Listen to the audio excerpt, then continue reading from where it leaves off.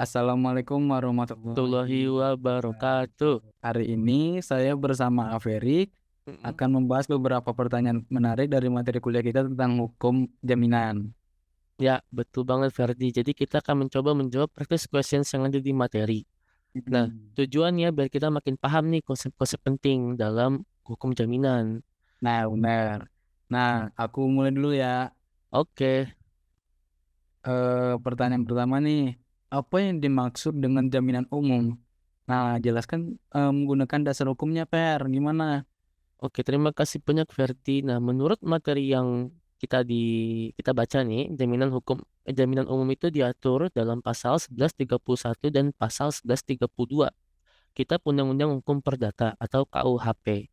Nah, pasal 1131 menyatakan segala kebendaan di debitur, baik yang bergerak maupun yang tak bergerak, baik yang sudah ada maupun yang baru akan ada di kemudian hari, menjadi satu tanggungan untuk segala perikatan perseorangan dua debitur itu. Sementara pada pasal 1132 menambahkan bahwa kebendaan tersebut menjadi jaminan bersama-sama bagi semua kreditur dan hasil penjualannya dibagi menurut keseimbangan, yaitu yang sebanding dengan besar piutangnya masing-masing, kecuali jika ada alasan yang sah untuk didahulukan.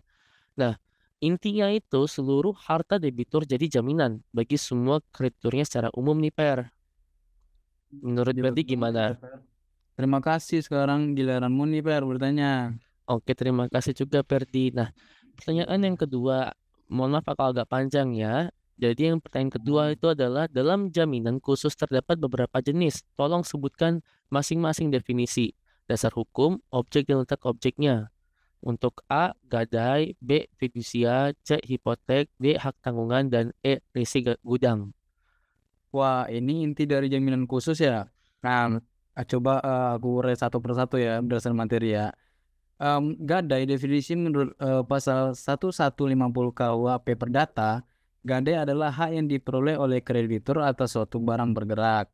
Nah, yang diserahkan kepada oleh debitur atau orang atas namanya. Tiga, untuk menjamin suatu hutang. Hak ini memberi wewenang kepada kreditur untuk mengambil pelunasan dari barang tersebut lebih dahulu dari kreditur lain, kecuali biaya lelang, biaya pemeliharaan barang. Nah, selanjutnya ada dasar hukum. Pasal 1150 sampai 1160 KUHP Perdata, objek semua barang bergerak baik yang berwujud maupun tidak berwujud seperti hak atas surat berharga atau hak paten. Letak objek barang gadai harus keluar dari kekuasaan pemberian gadai, diserahkan atau berada dalam penguasaan pemegang gadai atau kreditur. Ini disebut syarat ability telling. Yang kedua itu ada fidusia. Definisinya menurut UU nomor 42 tahun 1999 tentang Undang-Undang Jaminan Fidusial. Jaminan fidusial adalah hak jaminan atas benda bergerak, berwujud maupun tidak berwujud, dan benda tidak bergerak, khususnya bangunan yang tidak dapat dibebani hak tanggungan, sebagai anggunan pelunasan hutang tertentu yang memberikan kedudukan utama kepada penerima fidusial terhadap kreditur lain. Yang keempat ini ada pengertian fidusial sendiri, yaitu pengalian hak kepemilikan atas dasar kepercayaan dengan ketentuan benda yang tak kepemilikannya dialihkan tetap dalam penguasaan pemilik benda. Adapun dasar hukumnya seperti Undang-Undang Nomor 42 Tahun 1999 tentang jaminan fidusial. Objeknya objek benda bergerak, berwujud dan tak berwujud, dan benda tidak bergerak tentunya tidak bisa dibebani hak tanggungan atau hipotek, bisa terdaftar maupun tidak terdaftar. Adapun letak objek jaminan fidusial tetap berada dalam penguasaan pemberian fidusial atau debitur yang dialihkan hak atas kepemilikannya secara yuridis atas dasar kepercayaan. Nah, yang C ini ada yang hipotek, yaitu definisinya berdasarkan pasal 1162 KUHP Perdata. Hipotek adalah suatu hak kebendaan atas benda-benda yang tak bergerak untuk mengambil penggantian darinya bagi pelunasan suatu penarikan atau utang. Dasar hukumnya pasal 1162 sampai 1232 KUHP Perdata. Namun untuk tanah sudah digantikan dengan UU HT. Yang masih relevan adalah untuk objek tertentu seperti Undang-Undang Nomor 12 tahun 1992 tentang pelayaran dan Undang-Undang Nomor 15 tahun 1992 tentang penerbangan. Nah, objeknya itu benda tidak bergerak. Setelah UU HT berlaku, objek hipotek terbatas pada kapal laut dengan isi kotor minimal 20 entry yang terdaftar. Terus serta pesawat terbang dan helikopter yang terdaftar. Nah, letak objeknya itu, objek hipoter tetap berada dalam penguasaan hipoter, pemberian hipoter atau debitur. Tidak ada syarat penyerahan penguasaan fisik.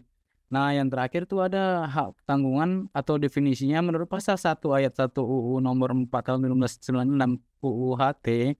Hak tanggungan adalah hak jaminan yang dibebankan pada hak atas berikutnya atau tidak.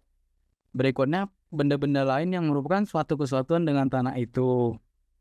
Nah, kedudukan utama diberikan kepada kreditur tentu terhadap kreditur-kreditur lain. Dasar hukumnya Undang-Undang Nomor 4 Tahun 1996 tentang hak tanggungan atas tanah beserta benda-benda yang berkaitan dengan tanah. Nah, adapun objeknya hak tanah itu seperti hak milik atau HM, hak guna bangunan atau HGBM, hak guna usaha atau HGU, hak pakai atas negara dan hak milik atas satuan rumah susun atau HMSRS. Dapat juga tuh meliputi bangunan, tanaman, hasil karya menyatu dengan tanah jika diperjanjikan dalam akta pemberian hak tanggungan atau APHT terletak pada objeknya hak tanggungan, tanah atau bangunan. Nah, tetap berada dalam penguasaan pemberian hak tanggungan atau debitur.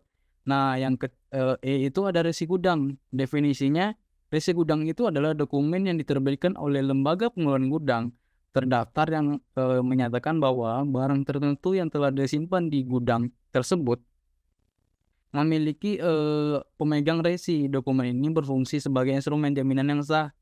Nah, dasar hukumnya Undang-Undang Nomor 9 Tahun 2006 tentang sistem resi gudang. Objeknya barang yang disimpan di gudang terdaftar yang disebutkan dalam resi gudang. Adapun letak objeknya, barang fisiknya tetap berada di gudang bawah pengawasan pengelola gudang. Namun, dokumen resi gudang yang memiliki pemilikan adalah hak jaminan dapat dialihkan dipegang oleh kreditur. Wah, mantap sekali, lengkap ya Ferdi. Penjelasanmu itu mencakup semua poin penting dari materi kita. Oke, berarti Nah, pertanyaan. sekarang pertanyaan dari aku nih. Nah, apa yang dimaksud dengan board thoughts? Oke, jadi terima kasih banyak Ferdi. Menurut materi, board atau jaminan perorangan diatur dalam pasal 1820 KUHP Perdata. Ini adalah suatu persetujuan di mana seorang pihak ketiga demi kepentingan kreditur mengikatkan diri untuk memenuhi perikatan debitur. Jadi bila debitur itu sendiri tidak memenuhinya. Nah, ada penanggung atau pihak ketiga yang menjamin pelunasan utang si debitur utama, sifatnya jaminan perorangan. Jadi paham ya, ada pihak ketiga yang ikut menjamin gitu Ferdi. Oke. Nah, lanjut dari aku nih pertanyaan yang terakhir Ferdi. Apa yang dimaksud dengan perjanjian aksesorir? Eh, Oke. Ngantor ya. Perjanjian aksesorir ya, Fer? Software itu Mm-mm. adalah ketergantungan pada perjanjian pokoknya. Mm-mm. Nah, perjanjian pokoknya itu eh, memiliki kayak pelunasan utang demi hukum. Nah, gitu, Per. Oke, oke. Jadi kunci dari aksesor itu kurang lebih ketergantungannya ya, Per ya? Wah, mantap sekali, Ferdi. Nah, jadi Iya. udah semua ya pertanyaan terjawab nih, Fer. Iya.